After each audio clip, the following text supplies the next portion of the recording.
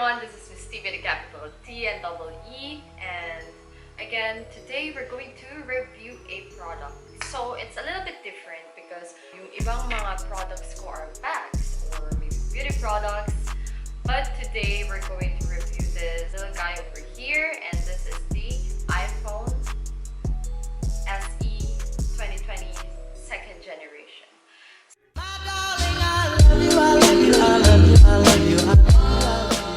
So, first of all, I came from an iPhone 6 Plus. Medyo matagal kasi ako magpalit ng phone is because I really felt like it was still doing the job for me. I was able to edit, I was able to use the apps, I was able to take pictures and everything that I need to do, emailing, messaging, and all that. However, lately, nagloko na tong si iPhone 6 Plus. Talagang naglalag na siya, hindi na siya nag-work. It doesn't function the same way it was functioning before. So I was thinking of what phone to get. There's iPhone 11, iPhone 11 Pro Max. However, I felt like they are too big because I don't really like, holding a very big phone, or I don't know, I just felt like meron talaga akong problema when it comes to releasing money, when it comes to releasing money for gadgets, right? I don't really have that confidence. I feel guilty somehow. But when I saw this iPhone SE 2020, when it came out in the market, I thought like, why not? Because it's a little bit the same. I mean, it still has that home button. That's a plus for me at least. I know that, some people, they really like the feature of Face ID where they just have to put their phone like that and it will open by itself. However, for me, like a person like me, especially when, I'm the type of person when I wake up, I put on my glasses and anything like that. I don't want that hassle. I want to just grab my phone, put my finger and open it just like that. Alright? And I don't know, I mean, it's right on time when this pandemic happened where we always wear masks. So I think that's one plus. And today we're going to talk about the pros and cons of this phone. I was able to use it for a week before I do this review, just so I can give a proper feel about the product. I just felt like, using it first and then giving my review would actually give it a proper judgment. First of all, when I received this, I'll put the link down below. It came from my friend. She has a Facebook page. One good thing about her is that you can talk to her about installments. She gives products directly from the, supplier, and of course warranty, everything that you need is, it's there. So when I received the phone, it came with of course it was still covered in plastic. Everything is there. It was properly sealed. It came with the charger, and aside from that, this headphones. However, it doesn't actually have a port like last time, so the charger and the headphones have to go through the same port. So that's one of the cons, is because, when I'm charging, I can't actually listen, though it's not safe to do that anyway. But I didn't really mind. I'm not the type of person that actually use my phone for music that much. And so when I received it, right, the body is aluminum, the back is glass, so I actually bought this case for just about 15 ringgits. I just like it because it still shows the real physical appearance of the phone. It's clear, and plus it has this bumps at the end, just so a little bit protection when it falls. And I purchased a screen protector. So when I received this, it has this bezels, the black bezels. Same as how the iPhone 6 Plus actually look like. It's just that, let me give you a proper comparison. This is a 4.7 LCD, right? So that's a comparison, how the difference with the size. So if you came from a 6 Plus, the size of it, and then you downsize to this, you'll actually feel the difference. But after a couple of days, hindi ko na talaga siya na-feel. I mean, I felt like I was just using a phone. And then, one good thing about it is, it has the same A13 Bionic chip, same as the iPhone 11 Pro Max. So, kung nanggaling ka sa iPhone 6 Plus, you'll really feel how fast this is. Like, even in editing, I use Vivian Video to edit. I have a problem exporting, saving, rendering with the iPhone 6 Plus. It takes a lot of time, and aside from that, in the middle of that, it actually stops. Mag-hang talaga yung app, and that's frustrating me. Or it will, it will stop the app from functioning in the middle of editing, and then I have to do it all over again. I have to put all the, words, the edits, the sound effects, and everything again. So that's a frustration. But with this, I was able to edit all my videos. I can even, export it in 4K. So that's one pro again, capturing videos. This phone actually had the 4K capability. So that's one plus. With the front camera. And, I don't know, after 1 week ko siyang nagamit, I don't really feel the difference anymore.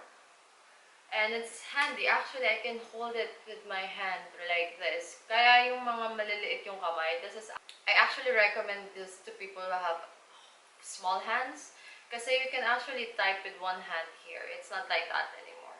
So, you can give this hand a rest. So, let's go back to that. The device, again, let me repeat that. It has the A13 Bionic chip. And, of course, improved camera capabilities like, portrait mode. And for me kasi, I didn't really mind na I don't have those other, capabilities or features for the camera of the iPhone 11 or iPhone 11 Pro Max. Because I will only use this to either, shoot a video or take normal photos. They said that, pet portrait is one of the features of the iPhone 11, but I don't really feel like it does make a difference because hindi naman model si JJ. Yeah, I do take pictures of JJ pero hindi naman as often as needed, right? It can, record the 4K. It has the 4K capability feature for the recording for the camera, and it can do the wireless charging as well. So, as again, let me repeat that, it has the glass back, so if you do actually want to charge it wireless, you can do that. But for me, I don't really do that. It's because, syempre, nanggaling ako sa iPhone 6 Plus, and sanay naman ako nag-charge. It also has the IP67 water and dust protection. Again, that's one thing as well. That's one good thing because, lalo na pag medyo mahilig ka mag-travel or adventure, that's a plus as well. Now, let's go to the cons naman.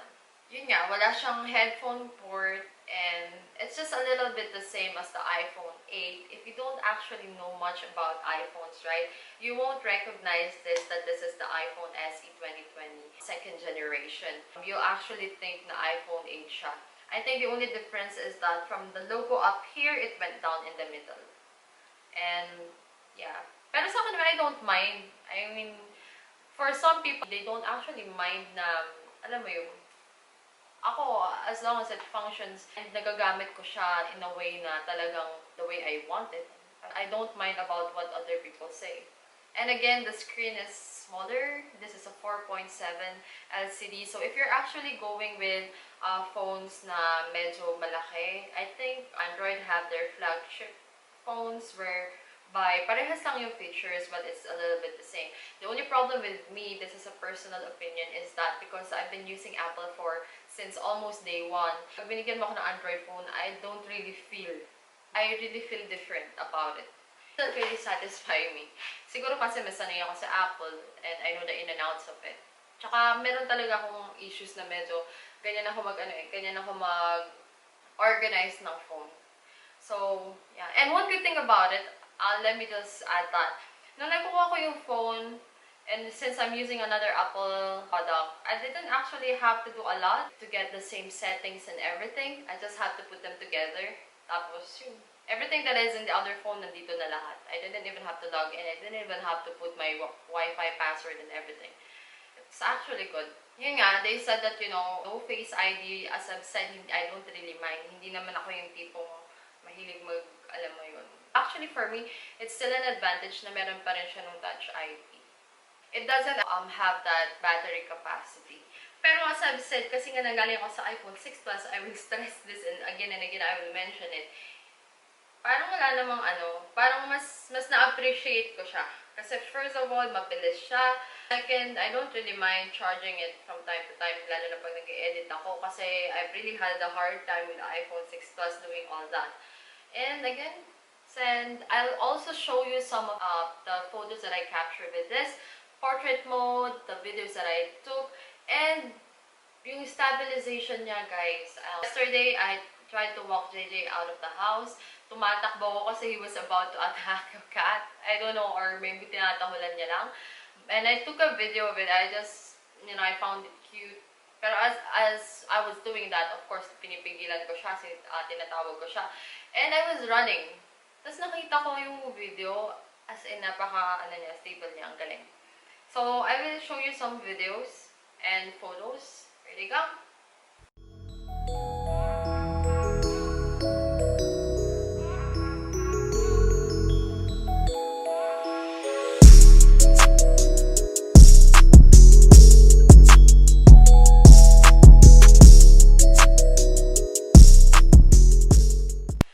And ayun, so again, it was just a brief review. Madaming videos for unboxing, but I just want to give my review after I use it for a week. So far, for me, it's good. Lalo na pag nanggaling ka sa, later models of iPhone, like iPhone 6, 6 Plus, and below. Mararamdaman mo talaga siya. It is really fast. The only difference is, as I've said, the size and some features that I've mentioned. Aside from that, okay ako dito. I actually love the phone. I really do appreciate how they put everything. And of course, I feel like Apple had to compromise a couple of things because nga, they had to put the A13 Bionic chip with the price of, yes, and the camera capability. So, for me, it's worth the price kasi they said nga na this is the cheapest phone out there from Apple. So, yeah, thank you Apple kasi napalitan ko yung iPhone 6 Plus ko and I really love the way this is functioning for me right now. I think hindi ko na lang siya lalagyan ng maraming apps just so it doesn't slow down the way I'm using it right now. But I still have a lot of apps actually. Kung ano yung nandun sa kabila, nilagay ko lang dito. And I added a couple more and it's still functioning very well. So for me, I would recommend it. Lalo dun sa mga taong hindi naman talaga they don't actually after yung the way they carry the phone or kung ano sasabihin ng iba. And if they are just looking for a phone that will still do the job, this is the phone for you. And if you want a phone that is very handy, this is the phone for you. But for others na maraming hinahanap nila yung mga features na sinabi kong cons na hindi niya kasama, I do suggest try to check other flagship phones na almost same price lang nito. Madami din kayo makukuha. Actually, if you check other flagship phones, if you don't actually mind using Android, maraming Android. There are a lot of Android phones that are bigger and have all the capabilities na nandun sa cons ng iPhone SE 2020. It's just that, again, for me, my personal opinion, dahil lang galing ako sa iPhone before, it is very much comfortable for me to switch to just another iPhone model. And I think that I'll still keep this baby for a very long time as long as it still do the job. Ganun kasi ako. I think there are still a couple of people who are the same as well.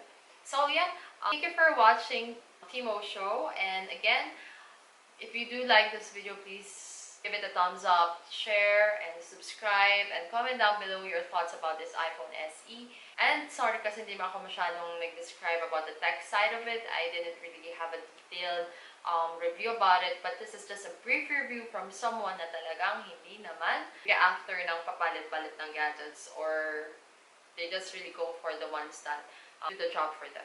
And always remember to stay positive and smile. Wait for our next video. Meron talaga akong gagawin for maybe. So, wait natin yan. Alright, thank you so much for watching. Bye!